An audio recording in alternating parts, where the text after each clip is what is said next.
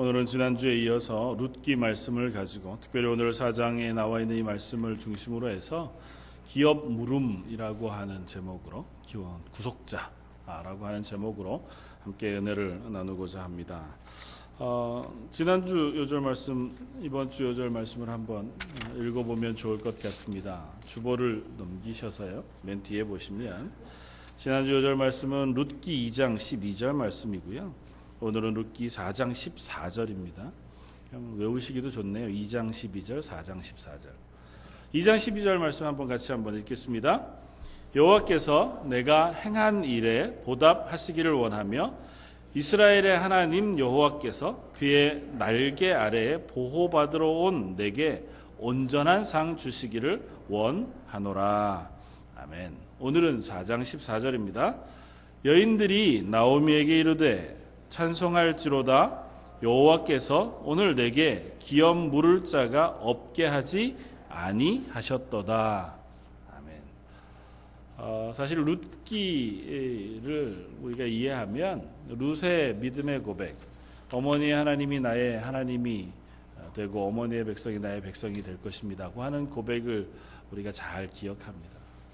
그러나 어떻게 보면 룻기는 오늘 우리가 두 번 이렇게 나누어서 요절로 읽는 2장 12절, 4장 14절의 말씀이 핵심이 되는 말씀이라 그렇게 생각이 됩니다.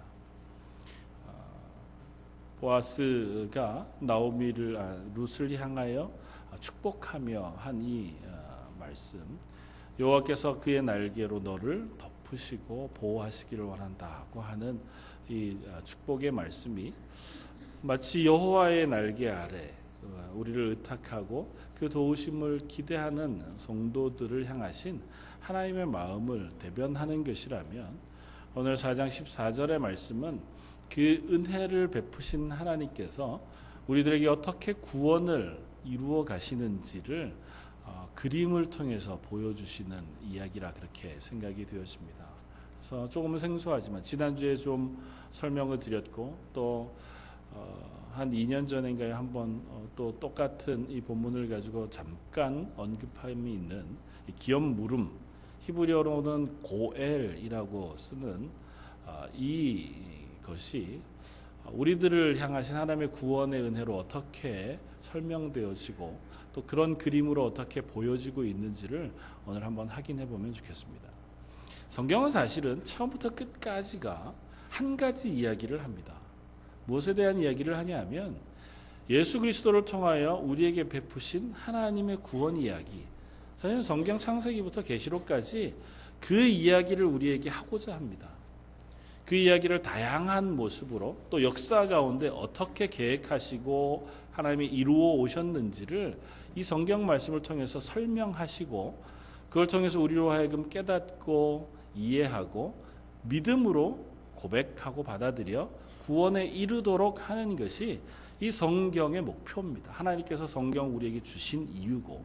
그래서 사실은 구약 성경 룻기만 해도 지금부터 한 3,400여 년 전, 3,300여 년 전, 정말 옛날이죠.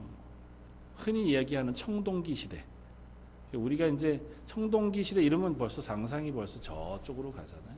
그때쯤 이야기, 그것도 우리 조상 얘기도 아니고 근동에 있는 이스라엘 유대인의 조상, 그리고 그 땅에 있었던 한 여인의 이야기, 그 이야기를 굳이 성경을 통해서 하나님이 쓰신 이유는 그 이야기를 통해서 무슨 교훈을 하고자 하시거나 그 나라의 역사적인 기록을 우리에게 알려주시기 위함이 아니고 그 한 사람을 통해서 역사 속에 하나님께서 어떻게 우리를 향하신 구원의 일을 이루어 오셨고 계획해 오셨고 하실 것인지를 보여주고자 하는 거예요. 그 그림을 우리에게 먼저 밑그림으로 보여주시는 거고 또 그 그림 속에 나타난 그 역사를 우리들을 통해서 깨닫게 하셔서 하나님은 이런 하나님이시구나.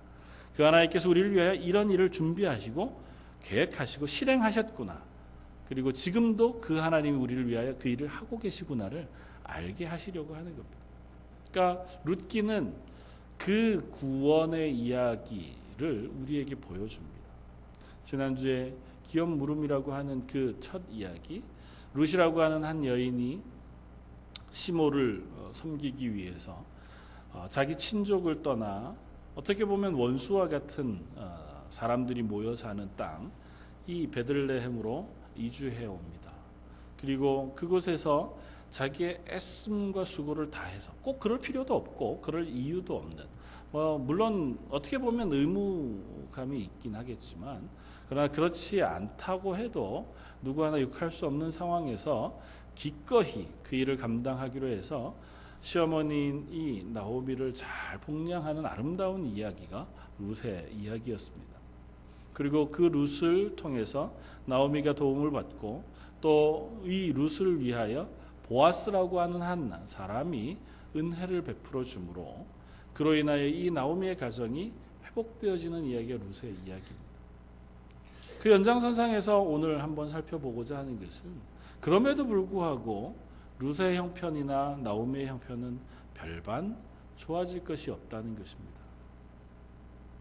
지금은 보리타작하는 기간이어서 그래도 나가서 룻이 젊으니까 나가서 수고해서 땅바닥에 떨어진 이삭들을, 나달들을 열심히 하루 종일 주워서 치마폭에 담아와 애를 써 수고해서 그걸 찧어서 빵을 만들어 먹는다고 해서 하루의 생계를 유지할 수 있을지 모릅니다. 나오미나 룻의 삶이 그저 하루하루 이렇게 연장되어 갈 수 있을지 모릅니다. 그러나 보리 추수가 1년 12달 하는 것 아니잖아요. 길어봐야 몇 주? 한 두어 주.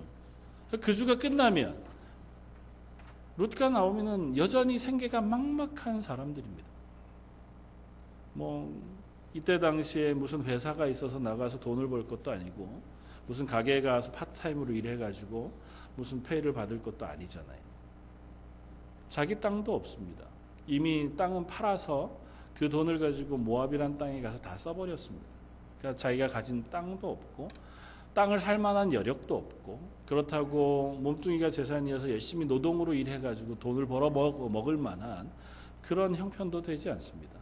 그야말로 죄송한 표현이지만 나이 많은 과부 그리고 젊은 과부, 이 두 사람이 그저 서로를 그냥 마주보고 그냥 손가락을 빨고 있어야 할 만한 지경인 것이 룻과 나오미의 형편입니다.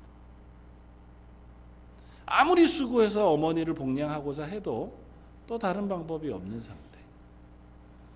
그런 상태에서 그들의 가정을 회복하시는 하나님의 모습을 우리가 볼 수 있습니다.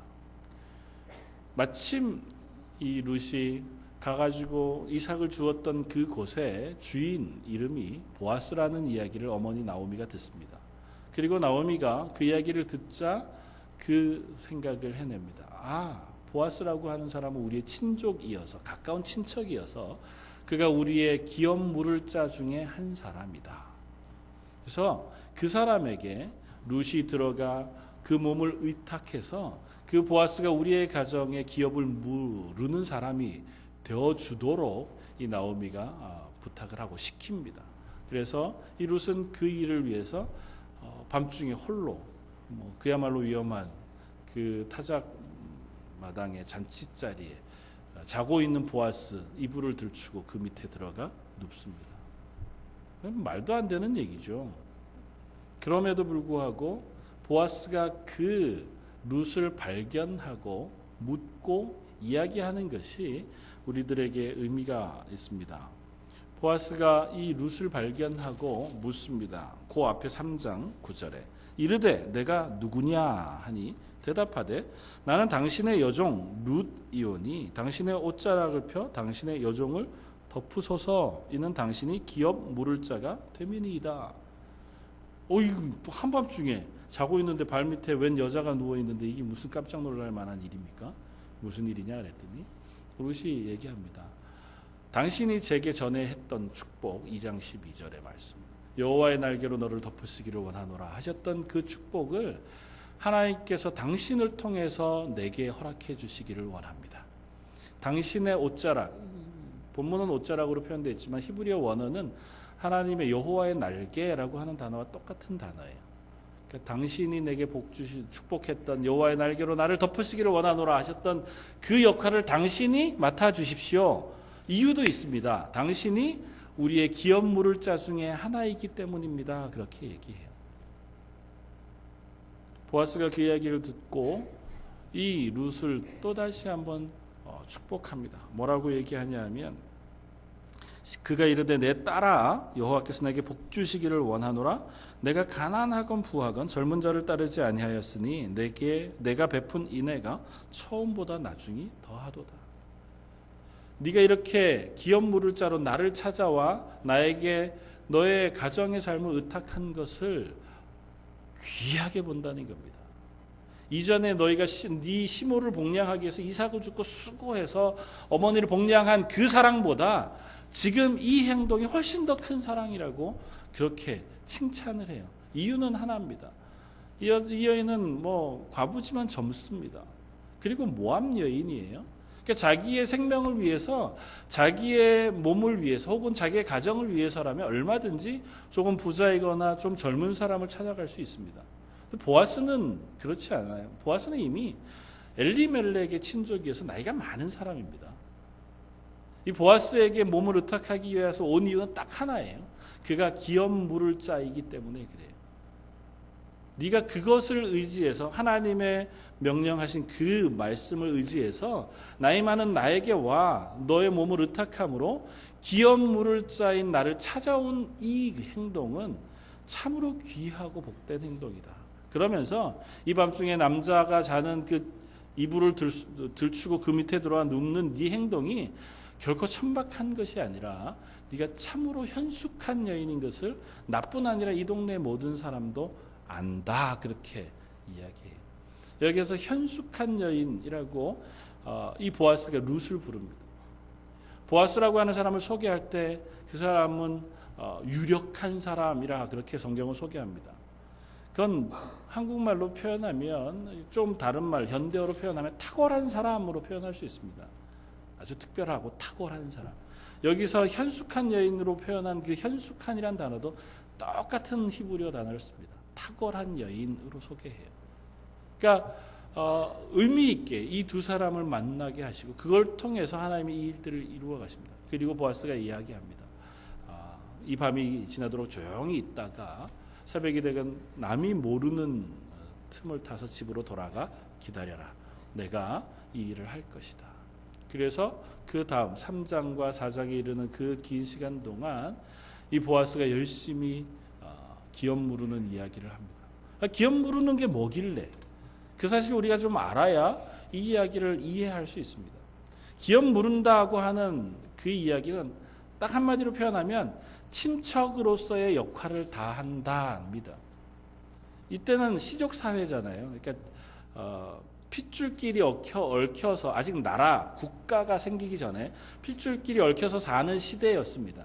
그러니까 그 친족이 친족을 보호하고 형제가 형제를 보호하고 형제로서 서로를 돕는 그것이 그 공동체를 유지하는 가장 큰 힘이었어요. 그러니까 이건 성경 안에서 하나님께서 특별히 새로 만드신 것이 아니고 옛날 시족 공동체 안에 있었던 그런 풍습 중에 하나님께서 그것들을 특별히 이스라엘 백성에게 명령하여 지키도록 하신 것 중에 하나예요. 그건 그냥 이 계대 결혼, 그러니까 형수와 결혼하여 대를 잇는 이 일뿐만이 있는 것이 아니고 성경 안에 여러 모양으로 나타납니다. 레위기 25장, 민수기 혹은 신명기 25장에 계속해서 나타나는 이야기 이런 것들입니다. 혹은 너의 형제, 친족 중에 누군가가 가난해요. 그래서 자기 몸을 종으로 팔았어요. 누군가에게. 종으로 팔려서 자기 가족의 생계를 유지하기 위해서 그렇게 했다면 종으로 팔린 사람이 스스로를 자유인으로 건져낼 힘이 없잖아요. 그러면 가까운 친족이 대신 빚을 갚아주고 형제를 자유인으로 되돌려 놓을 것을 명령하세요. 레위기 25장에 보면. 그걸 기업 무름 고엘이라고 표현합니다. 똑같은 단어로 표현해요. 혹 친척 중에 누군가가 땅을 가지고 하나님이 이스라엘 백성에게 땅을 다 배분해 주셨잖아요. 가족들을. 근데 살다 보면 어떤 사람은 뜻하지 않게 어려움을 겪을 수 있습니다. 이 땅 팔지 않고 오늘 당장 굶어 죽게 생긴 사람들이 있어요. 그러면 하는 수 없이 땅을 팝니다. 땅 팔고 나면 고대 사회에선 나에게 땅이 없는데 이 땅을 다시 살 방법이 별로 없잖아요. 그럴 때 가까운 친족이 대신 땅을 사서 원래 주인에게 되돌려 주도록 명령하셨습니다. 그게 고엘이에요. 기업 무름. 그러니까 친족이 곤란을 당했을 때 가장 가까운 친족이 그 친척을 위하여 친족으로서의 역할을 감당하라고 하는 것이 고엘, 기엄 물음입니다. 그 중에는 친족의 죄, 잘못 저지른 죄, 그것에 대한 책임을 지는 것도 포함되어 있고요. 또 신명기 25장에 가면 오늘 우리가 함께 살펴볼 결혼과 관계되어진 고엘의 사건도 기록되어 있습니다. 신명기 25장 5절을 이렇게 씁니다. 형제들이 함께 사는데 그중 하나가 죽고 아들이 없거든 그 죽은 자의 아내는 나가서 타인에게 시집가지 말 것이요 그의 남편의 형제가 그에게로 들어가서 그를 맞이하여 아내로 삼아 그의 남편의 형제된 의무를 그에게 다 행할 것이요 그 여인이 낳은 첫 아들이 그 죽은 형제의 이름을 잊게 하여 그 이름이 이스라엘 중에서 끊어지지 않게 할 것이다. 형제 중에 한 사람이 결혼했어요. 그런데 아이가 없이 죽었습니다. 그러면 다른 형제가 그 형제의 아내에게 들어가서 결혼을 해요.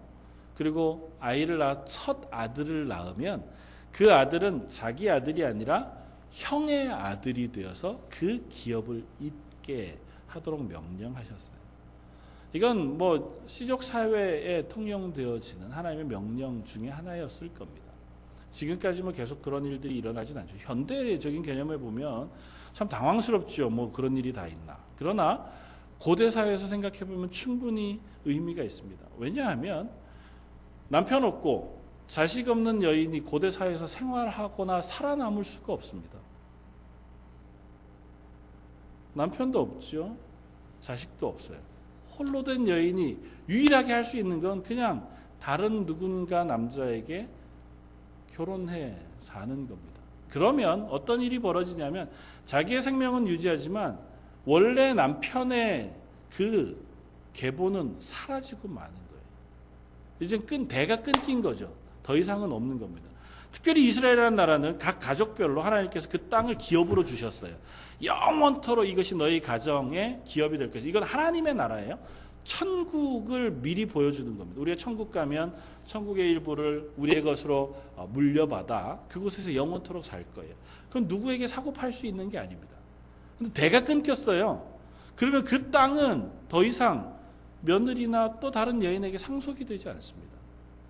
그래서 그 가문을 잇도록 하게 하기 위하여 신명기 이 말씀을 통해서 기업을 물러주는 사람이 그 가정의 기업을 대신 빚을 갚아 물러 그 기업을 세워가도록 명령해 주셨습니다. 이게 기업 물음 고엘이라고 하는 의미예요. 그런데 이게 강제성을 띠기는 하지만 꼭 다 해야 되는 건 아니에요. 그렇다면 참 어렵겠죠. 안 할 수도 있었습니다. 나는 그럴 마음이 전혀 없어. 뭐 한 번 더 장가가는 거는 오케이. 그러나 그 가족을 위해서 내가 그 땅도 사주고 뭐 내 자식 낳아서 그 집 자식으로 보내주고 평생 그 후견인이 돼서 보호해주고 뭐 이런 것까지 할 자신은 별로 없어. 그러면 포기할 수 있습니다. 포기하게 되면 신명기 25장 8절 이하에 그 포기하는 것에 대한 것도 썼어요. 성중의 장로들 앞에 다 서서 나는 그것을 할 마음이 없다. 그 권리를 포기하면 그 여인이 그 남자 친족의 신발을 벗기고 그 얼굴에 침을 뱉어서 그 신발을 벗어 던짐으로 그 사람이 그 의무에서 벗어나도록 했어요. 그러니까 하기 싫으면 안 해도 됩니다. 약간 부끄러울 수는 있죠. 그러나 뭐 나는 특별히 할 마음이 없어. 그러면 안 해도 될 수 있도록 장치를 마련해 놓으셨어요. 룻이라고 하는 사람, 이 나오미라고 하는 사람에게 있어서 보아스는 가까운 친족 중에 한 사람이었지만 가장 가까운 친족은 아니었어요. 기업 물음은 가장 가까운 형제로부터 시작해서 그 의무를 져야 돼요. 그래서 그 가까운 사람이 포기하면 그 다음 사람이 그 역할을 할 의무가 있고 그에게 요구할 수 있습니다. 보아스는 보니까 이 룻에게 가장 첫 사람은 아닌 거예요. 그래서 보아스가 그 첫 사람을 찾습니다. 그리고 성중의 장로들 앞에 서서 묻습니다. 너 이 일을 네가 감당할 마음이 있느냐. 처음에는 하겠다 그래요. 뭐 새장가 드는 거니까. 새장가는 아니죠. 새로운 여인을 하나 얻으면 얼마나 좋아요. 그런데 그거는 좋은데 그 다음에 따르는 의무를 듣더니 난 그건 싫다. 뭐 한 번 더 결혼하는 거야 감사하지만 그 집을 위해서 땅도 사줘야죠. 애 낳아서 그 집에 줘야죠. 평생 그 집의 후견인이 돼줘야죠. 난 그건 할 자신이 없다. 안 하겠다 그래요. 그래서 그 사람의 신을 벗어서 던집니다. 그리고 온 장로들 앞에 이 보아스가 내가 그 역할을 감당하겠습니다. 그렇게 공표해요. 그리고 나서 오늘 본문 이야기가 시작이 되는 겁니다. 그리고 나서 오늘 13절 이에 보아스가 룻을 맞이하여 아내로 삼고 그에게 들어갔더니 여호와께서 그에게 임신하게 하심으로 그가 아들을 낳은지라. 그러니까 아들이 어떻게 돼요? 그 아들을 나오미에게 줘요. 16절 나오미가 아기를 받아 품에 품고 그의 양육자가 되었다. 그 얘기. 그러니까 이 보아스를 통하여 이 나오미의 가정은 다시 생명을 얻은 겁니다. 완전히 죽었어요. 더 이상 소생할 가능성도 없고 기회도 없고 소망도 없는 가정, 그런 가정이 보아스의 헌신과 룻의 헌신을 통해서 그들이 기업 물을 자가 되어 주므로 이 가정이 다시 생명을 얻고 그 가문이 이어지게 되었습니다. 이것이 룻기에서 얘기하는 기업 물음이고 하나님께서 그 가정을 향하여 복 주신 오늘 14절 말씀 여호와께서 오늘 내게 기업 물을 자가 없게 하지 아니하셨다고 하는 여호와께서 기업 물을 사람이 하나도 없을 수도 있잖아요. 그 책임을 안 감당할 수도 있습니다. 그런데 여호와께서 이 보아스로 하여금 기업을 물을 수 있도록 해주시니 하나님께 감사합니다. 그렇게 여인들이 찬양해요. 그냥 한 가정. 그런데 이 이야기는 이것으로 끝나는 것이 아닙니다. 그러니까 한 나오미라고 하는 여인과 룻이라고 하는 여인이 보아스라고 하는 좋은 사람을 맞이해서 그 가정이 복을 얻고 그 가정이 대를 이어가게 되었더라는 것으로 룻기는 끝나지 않고요. 그 뒤에 이야기를 덧붙입니다. 17절 그 이웃 여인들이 그에게 이름을 지어주되 나오미에게 아들이 태어났다 하여 그의 이름을 오벳이라 하였는데 그는 다윗의 아버지인 이새의 아버지였더라고 부가 설명을 하고 18절 베레스의 계보는 이러하니로 시작하여 다윗까지 족보를 쭉 기록해 놓았습니다. 룻기가 이 이야기를 기록한 의도는 명확합니다. 이 이야기를 통해서 이 보아스를 통하여 기업 물은 이야기가 바로 예수 그리스도의 이야기라고 하는 사실을 이 말씀을 통해서 확인시켜주고 있는 거예요. 베레스는 유다의 아들입니다. 야곱의 12아들들 중에 유다의 아들 베레스예요.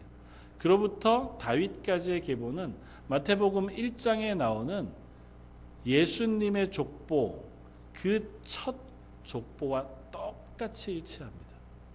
유다는 베레스를 낳고로 시작하여 이새는 다윗을 낳았다고 하는 그 족보와 오늘 룻기 4장 18절 이하에 나오는 족보는 똑같습니다.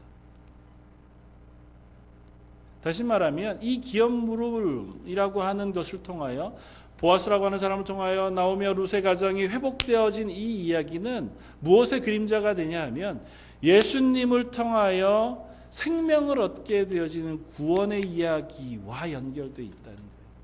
저와 여러분들은 어떤 의미에서 나오미와 같습니다. 이 세상 가운데에서 영원히 죽어있는 시체라 성경은 그렇게 얘기합니다. 우리는 스스로 소생할 가능성이 없는 아무런 소망이 없던 사람들이에요. 내 스스로 생명을 얻기 위하여 아무리 수고하고 선을 행한다고 해도 하나님 나라에 들어가서 하나님과 영원히 살 수 있는 자격을 가질 방법이 없는 사람들. 그리고 그 이유가 우리의 죄 때문이었습니다. 하나님께서 우리를 구원하실 만한 아무런 이유가 없었어요. 우리에게 은혜를 베푸실 이유도 없었어요. 그냥 노아의 홍수 때처럼 이 땅을 그냥 싹 쓸어버리고 새로운 인류를 창조하시면 족할 것이었습니다. 우리의 존재는 그런 사람들이에요. 이 땅에 있는 모든 인류는 그 스스로의 능력으로 하나님의 구원에 이를 만한 자격이 없는 사람들이에요. 노아의 홍수 때 사람들과 예수님 당시의 사람들이 똑같았습니다. 예수님이 그 말씀을 하잖아요. 그때 사람들과 지금 우리들과 조금도 다르지 않습니다. 그렇다면 노아의 홍수로 그 땅을 쓸어버리셨던 하나님이 우리를 그냥 쓸어버리시면 그것으로 족할 일이었습니다. 그런데 하나님께서 우리 쪽에 아무런 변화도 없고 아무런 그 하나님을 향한 열심도 없는데도 불구하고 우리를 살리시기로 작정하셨어요. 우리의 생명을 기업 물으시기로 작정하셨습니다.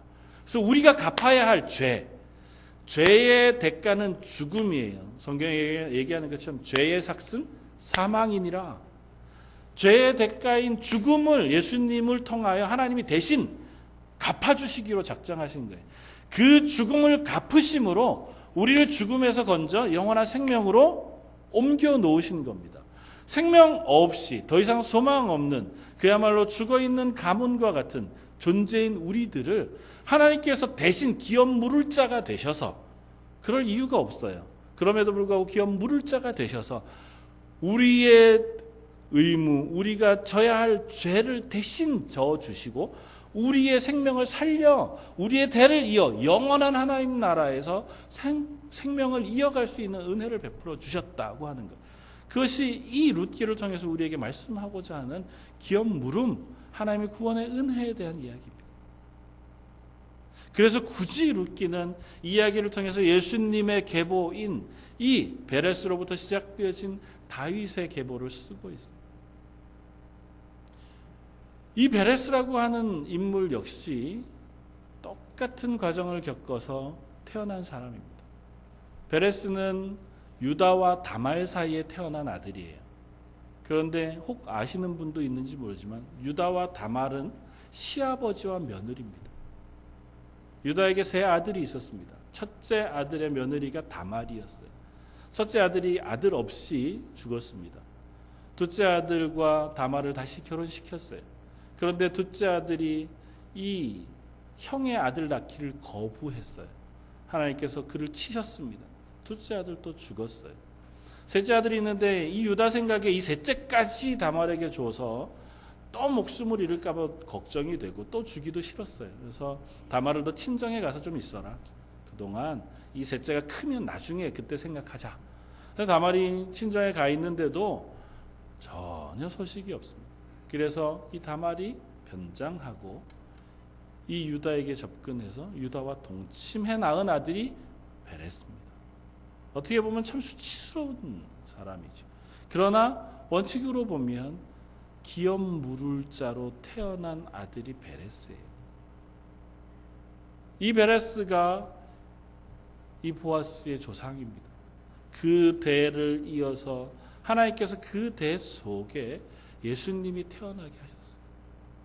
베레스라고 하는 인물과 이 오벳이라고 하는 인물은 전적으로 누군가의 헌신 혹은 또 그런 기업 물음이 없었으면 태어날 수 없는 아들들이었습니다. 하나님께서 그들을 통하여 다윗을 낳게 하셨고 그 뒤를 이어 예수 그리스도를 그 땅에 오게 하셨다고요. 예수님의 족보가 너무너무 깨끗하고 너무너무 순전한 게 아니어도 그 족보를 통해서 우리에게 말씀하고자 하는 사실은 단 하나예요. 하나님이 이와 같이 우리를 향하신 구원의 계획을 이루어 오셨다는 겁니다. 그래서 이 룻이 보아스를 만나고 온 날 나오미에게 자초지종을 설명합니다. 그러자 나오미가 룻에게 이렇게 얘기합니다. 3장 18절 이에 시어머니가 이르되 내 딸아 이 사건이 어떻게 될지 알기까지 앉아 있으라. 그 사람이 오늘 이 일을 성취하기 전에는 쉬지 아니하리라 하니라. 나오미가 참 지혜로운 여인이 룻에게 이야기하기를 이제는 우리는 할 수 있는 것이 없다. 기다리는 것밖에 없다. 그렇죠. 뭘 할 수 있겠어요. 보아스가 그 일들을 해주고 기업을 물러줘야 그냥 우리는 살아날 수밖에 없습니다. 우리는 그저 앉아 기다릴 수밖에 없다. 그러나 분명한 것은 이 보아스가 그 일을 이루기 전까지는 쉬지 않을 것이다. 그러니까 이 일을 이루어 갈 거다. 이 이야기는 하나님과 맞닿아 있습니다. 하나님이 우리를 구원하시기 위하여 쉬지 않고 일하시는 구약의 하나님의 모습을 이 모습을 통해서 보여주는 겁니다. 예레미야서에서 말씀하신 이 일을 이루시는 하나님, 이를 성취하시는 여호와, 그가 쉬지도 졸지도 아니하고 이 일을 이루어 가신다고 하는 그 이야기를 우리는 읽습니다. 하나님께서 고대로부터 이 역사 속에서 하나님의 구원을 이루시기 위하여 예수님이 오셔서 우리의 죄를 사시기까지 쉬지 않고 일하셨다고 하는 사실을 우리는 기억합니다. 우리는 모르는 역사 속의 일들, 우리는 전혀 잘 알지 못하는 일들이 그 속에 있었지만 하나님은 아담이 범죄한 그 순간부터 지금까지 단 한순간도 쉬지 않고 인류를 향하신 사랑과 그 긍휼 베푸시는 일을 포기하지 않으셨다고. 인류가 얼마나 자주 하나님 앞을 떠났고 하나님 앞을 배반했으며 하나님의 저주 아래 있기를 즐거워했는지 모릅니다. 언제라도 하나님의 인류를 다 쓸어버리기로 작정하셨다면 몇 수백 번도 넘게 온 인류를 하나님께서 심판하셔야 했었을 것입니다.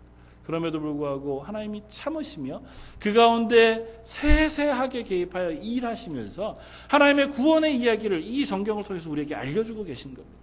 내가 이토록 너희를 구원하기를 원한다. 이와 같이 내가 너희의 기업 물을 자가 되어 너희를 죽음에서 옮겨 생명으로 옮기기를 원한다고 말씀하시고 그 하나님이 결국 예수님을 통하여 그 일을 이루셨을 뿐만 아니라 오늘 저와 여러분들을 향하여 그 하나님의 열심으로 우리를 구원을 향하여 인도해 가신다고 하는 사실을 우리가 기억해야 합니다. 사랑하는 성도 여러분, 저희가 여기에 앉아 있을 수 있는 유일한 이유는 그 하나님의 열심 때문입니다.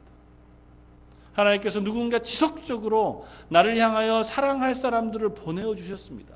그 사람이 보아스일 수도 있고 그 사람이 룻일 수도 있겠죠.